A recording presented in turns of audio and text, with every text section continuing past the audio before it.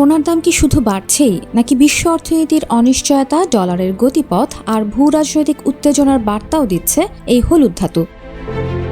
বিশ্ববাজারে এখন প্রতি আউন্স সোনার দাম ঘোরাফেরা করছে প্রায় $4,400 আশেপাশে, অর্থাৎ দাম এখনও ঐতিহাসিক উচ্চতার কাছাকাছি। তবে চিত্রটা পুরোপুরি একমুখী নয়, কারণ জানুয়ারিতে আন্তর্জাতিক বাজারে সোনার দাম উঠেছিল প্রায় $5,000 কাছাকাছি। সেখান থেকে বাজার এখন কিছুটা নিচে থাকলেও অস্থিরতা মোটেও কমেনি। আর বিশ্ববাজারে সেই উঠানামার সরাসরি প্রভাব পড়ছে বাংলাদেশেও। বছরের শুরুতে 22 ক্যারেট সোনার প্রতি ভরির দাম ছিল $2,86,000 টাকা। এখন সেই দাম নেমে এসেছে $2,36,779 টাকায়, অর্থাৎ বছরের শুরু থেকে প্রতি ভরিতে প্রায় $49,000 টাকা কম। কিন্তু এখানেই সবচেয়ে বড় চমক, দাম কমলেও বাজার একেবারে স্থির নয়। 2026 সালে এখন পর্যন্ত 104 বার সোনার দাম সমন্বয় করেছে বাজুস। এর মধ্যে 52 বার দাম বাড়ানো হয়েছে, 51 বার কমানো হয়েছে এবং একবার ভ্যাটের কারণে সমন্বয় করা হয়েছে।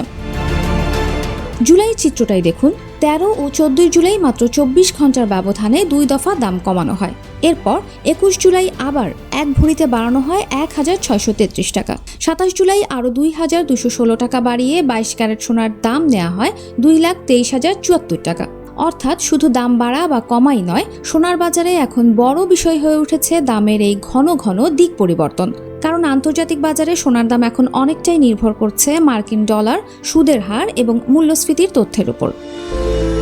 যুক্তরাষ্ট্রে মূল্যস্ফীতি প্রত্যাশার চেয়ে কম থাকলে সুদের হার কমার সম্ভাবনা বাড়ে, আর সুদের হার কমার সম্ভাবনা তৈরি হলে ডলার ও বন্ডের তুলনায় বিনিয়োগকারীদের কাছে সোনা হয়ে ওঠে আরও আকর্ষণীয়।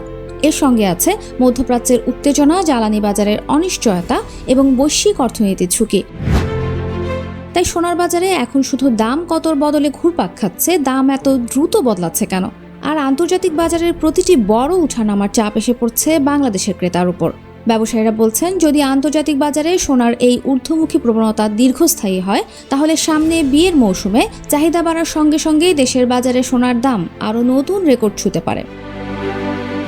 সোনা এখন শুধু অলংকারের বাজার নয়, বিশ্ব অর্থনীতির ভয়, অনিশ্চয়তা আর বিনিয়োগকারীদের নিরাপদ আশ্রয়েরও একটি গুরুত্বপূর্ণ সূচক, যেই সূচকের কাঁটা এখনও উপরের দিকেই আছে।